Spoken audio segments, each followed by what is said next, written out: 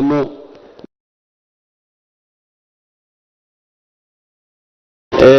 muxuu ahaa Jubbaland maadaama maanta aan joogno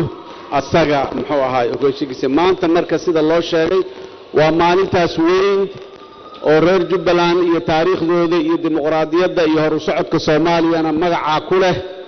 muxuu ahaa maalin kale oo weyn ay tahay oo calanka jamhuuriyadda Soomaaliya maalintiisii ay tahay waa laba munaasabadood oo isku soo aaday oo aad iyo aad u qurux badan oo aan leeyahay dhammaan dadka Soomaaliyeed guud ahaan hambalyo dadka reer Jubbaland waxaan leeyahay ayaguna hambalyo inta kadib walaalayaal Soomaaliya geedi socod dheer oo ku saabsan dawlad dhisidda ayay soo martay maanta laga wada taariikheeyay raggii maxaan ku yiraahdaa dawlad dhisiddaas ka soo qayb qaatay oo 30 sano ku dhawaadkii muxuu ahay wadada dheer la soo marayay ku wada jiray oo ka ahaa muhiimka ayaa maxaan ku yiraahdaa ka hadlay marka gadaal dambe iyo meesha laga soo bilaabay inaan ku noqdo mar raba laakiin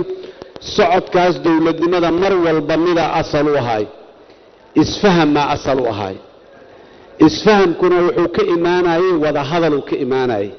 isqadarin uu ka imaanayay iswalaalsi iyo maxaan ku yiraahdaa ka imaanayay waxa dhaqan oo ahaa jirta dadka Soomaaliyeed sida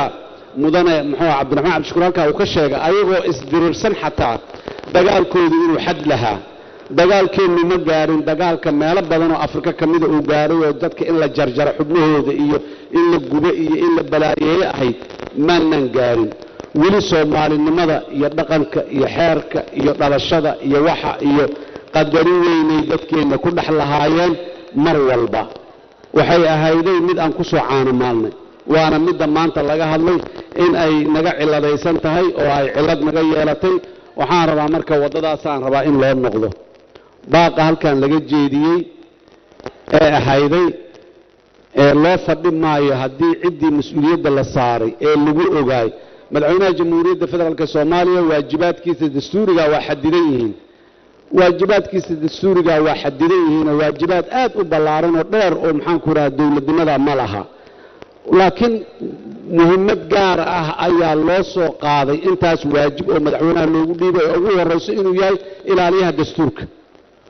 dastuurka inuu ilaaliyo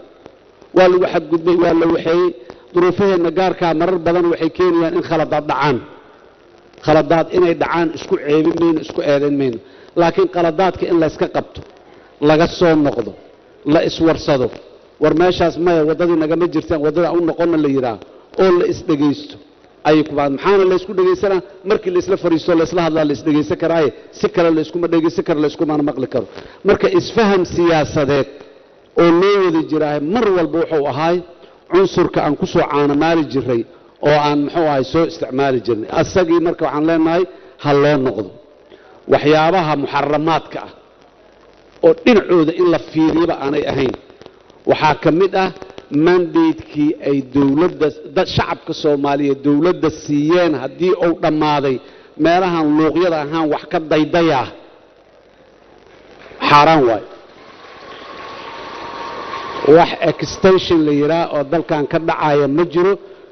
madaxweyne Maxamed Cabdullaahi Farmaajo waxa la siiyay mandate 4 sano ah mandate-kiisa 4 sano ahay 7 February 2021 ku eg yahay madaxweyne waqtiyaad haysataa wali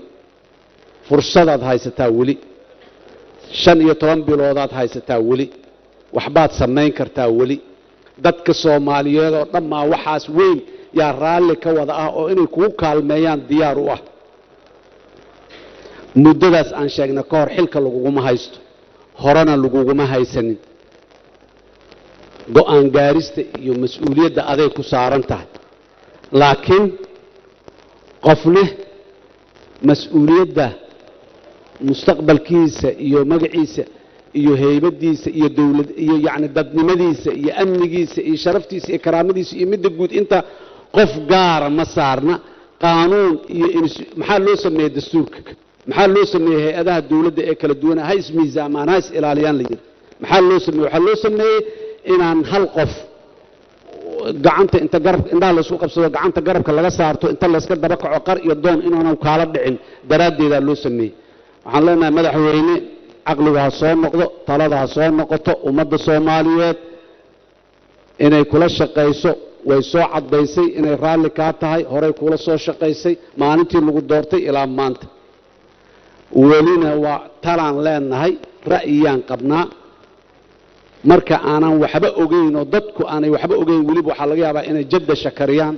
waxyaaba qaarkood aan sax ahayn ay ku dhawaaqaan ku hadlaan laakiin marka dawladdu ay wax u sheegto dadka waxa jira ay u sheegto oo ay la socodsiiso sida xaalka iyo duruufuhu ay yihiin dadku ma qaldamayaan tala sax ah ay diibayaan madaxweynuhu dadka hala fariisto dadka ha dhageysto intaasaan soo dhahaynay kama daalayno inaan dhahno wadar ogol waa waxa kaliya ee lagu marayo meeshii qaanuunka noo qorayo oo dastuurku qorayo oo qawaaniin kale qoraysa ay jirto ha lagu dhaqmo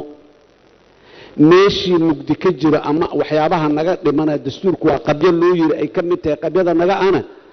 aan ka wada hadalno ummadda Soomaaliyeed ha ka wada hadasho dawladdu gogol ha fidiso la isku warsado wadar ogolna ha la helo si hore loogu socdo laakiin meelo yar yar yaan lagu laabanin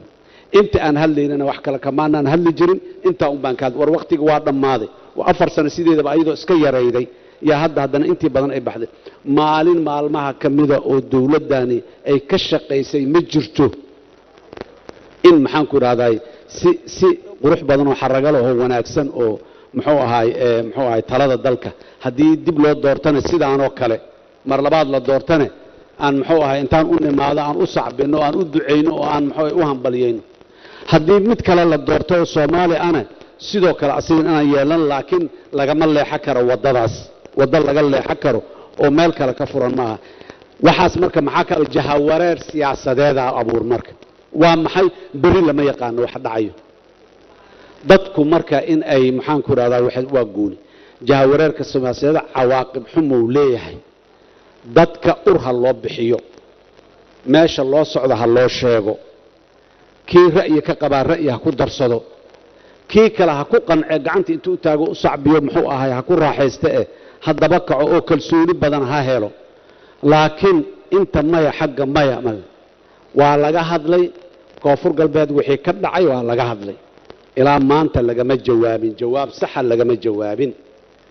madaxweynaha la doortay ee koonfur galbeed hadda jooga waa soo dhamaatay waxaan leenahay madaxweyne laba waajib ku saaran labadaas waajib iska ilaali mid waa dadkaaga reer koonfur galbeed inaad nabadayso oo aad dib u heshiisiin u samayso oo kuwa wax sheeganaya aad madaxa gacanta ka saarto kuwa xiran oo siyaasad wax dad u xirnaadaan xurriyadooda lagu qaado siyaasadda u xun siyaasadda dambi ma aha qofka ra'yigiisa inuu cabiro jidka yimaado dambi ma aha inuu idaacadda tago hadlo dambi ma aha meel inay isugu yimaadeen dadka si loo ilaaliyo dastuurkaaba siiyo yiri isku imaada oo maxaan ku raatay dambi ma aha dadaa u xirxiran dadaa u dhintay dadaa u dhaawacan dadaa siyaasad daraadeed loo dilay waxaas waa wax aad iyo aad u foolxumo laakiin maxaa wax lagu farxa ah ummadda Soomaaliyeed kartida iyo capacity-ga iyo dulqaadka ay yeelatay kuwa la dilay ayaga kabooda godan la garanay meel ku yaalo lagu daadiyay waaliday leeyihiin daday leeyihiin maxaan ku raada aabayaal iyo walaalo iyo wiil hooyo dhashay ahaayeen wax la aqbali karo ma ahan haddana wax ka sii daranayaan imaanin dadku waa liqeen kuwa jidku soo baxay koonfur galbeed waxaan la socdo macquul maaha magaalada Baydhabo barrac xabada lagu laayay qaarna waa la xiray dadku waa iswarsadeen war waxaan maxay ahaayeen war waxaan waa meel qatar waxaan ma fiicno waa haye meeshaan meel ka sixun yaanan aadine bal aan meeshaan joogno inta wixii laga hadlay maanta oo dhan Jubbaland wixii la soo marsiiyay iyo wixeedii war dawladdan iyo nidaamka baladkan ka jiro maanta anu ma garanayo maanta la joogo duruufaha jiro mid wax sidaa ka fiican oo la sameeyay karo wax badan waa ka dhiman yihiin wax badan oo horumar way u baahan tahay laakiin maanta waxaan qabaa wixii la sameeyay karay wixii ugu fiicnaa in la sameeyay wala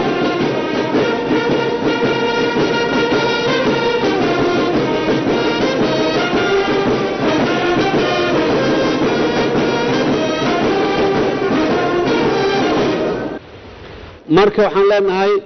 madaxweynaha la doortay mudane axmed asagana sidoo kale waxaan kula dardaarmaynaa dadkaas walaalaha ee tabashada qabo waxay tabashada ka qabaan waa tabasho siyaasadeed waaye tabasho kale ma ahan in uu xooggiisa iyo caqligiisa isugu geeyo ilaa ay hadda sida uu dulqaadka u muujiyeen oo u sii muujiyo lana jiriyo waxaan sidoo kale aad iyo aad u ammaanayaa odayaasha dhaqanka ilaa maalintii ku mashquulsan ee weli ku mashquulsan ee shalay noo yimid ee yiri waa ku mashquulsanaa waa jirnaa oo aan fariinta ugu farray ayaguna runtii door fiican ay qaateen waa ku ammaanaya waa ku xinay laakiin Jubbaland waa ka soo baxday wixii waa ka soo gudubtay gudoomiye Xamza meeshaan si tafaasiil oo noogu sheegay nidaamka la maray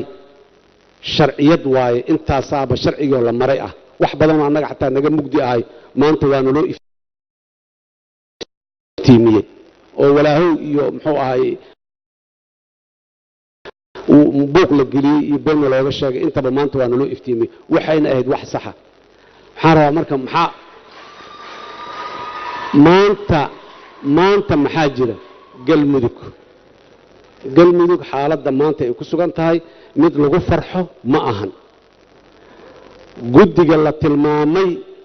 ee maxaan ku iraahdaa dawladdu ay samaysay waa kii maanta laga hadlay inta uu Xamza halkan ka sheegay ee dawlad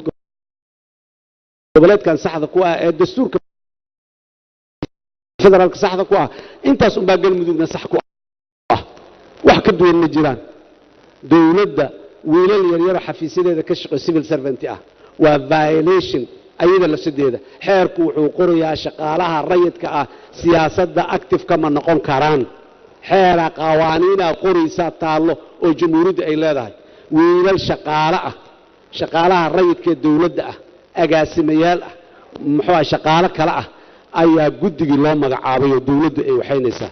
dawladdu ma aha kaliya inay sharci si yani meesha ugu hooseysa sharciga ku tumanaysa ahlu sunna wal jamaa waqad ka soo saartay inaanay ku qanacsanayn murashaxiintii tartanka inay u gashay rabay meesha galmudug la yiraahdo waqad kale ka soo saaray yaa waxaas waa violation macquul ma aha war ka joojiyaan leenahay dawladdu wadadaas ka joogto wada sax ma ahan war dadka fursada nidaamka federaalka dhan maxaa loo sameeyay nidaamka federaalka xukunka dadka in loo dhaweeyay ee nidaamka federaalka xukunka dadka ugu taga in dawladda dhex daba kacdo oo ay ka daba gurguurtay meesheeda ugu tagtay ma ahan institutionka dawladnimada checks and balances ka dhumay soo noqdo shalay ma ana daraad hanti dhowraha guud ee qaranka oo hay'ada ah ayaa soo saartay in lacag maqan tahay maxaa asiga la dib loo mareejiyay inta ka hadal idaacadda inta sheekan muxuu asaas leh fool xumo waay maxaa ka sii horeeyay guddigii korjoogtayta baarlamaanka oo maaliyadda markay yiraahdeen 42 milyan oo dollar maqan waana tanaaxeer ilaaliyaha guud xafiiskiisa soo cadeeyay dokumentigan ay ku qoran tahay meesha ku maqan tahay maxaa la yiri guddiga dadka madaxda waa laga raacday socdaal daadka maxaa waxay tahay wax sheegaysaa meeshii ku danto waa dhamaatay dawladaha marka maanta dhahayo muxuu ahaayay transparency jiro wanaaga jiro oo horumar maxaan ku raay la gaaray fidnay ka talinayaan leenahay dawladaha saas ka shaqeynaayo lacagta ay sheegayaan waa mid Soomaaliya rajinaysa mid Soomaaliya wax u talaysan ma tii cashuurta dadka ku qariban oo jidadka ka xiran yihiin oo maxaan ku raay loo taagay jinka laga aruuriyay maqan oo meel lagu sheegin tii caalamku keenay hanti dhowriyay accounts dibadda